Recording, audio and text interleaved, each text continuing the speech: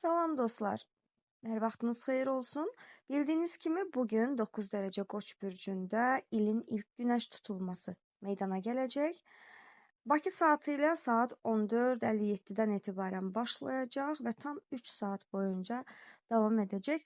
Düzdür, ölkəmizdə bu tutulmanı izləyə bilməyəcəyik. Bu daha çox Avropada, Afrikada və Şimali və Cənubi Amerikada izlənə bilən bir tutulmadır.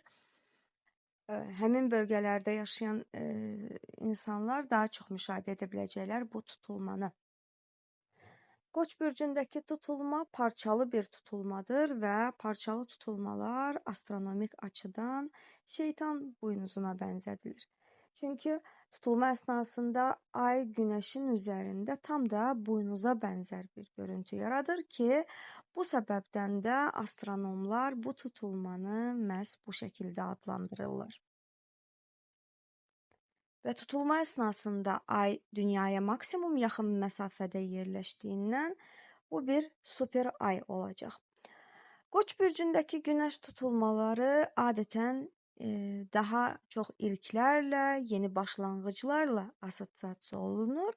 Təbii ki, doğum xəritəmizdə bu tutulmanın düşdüyü ev mövzularında bizlər də talih yüklü olayları, yeni bir təcrübələri və yenilikləri yaşaya bilərik.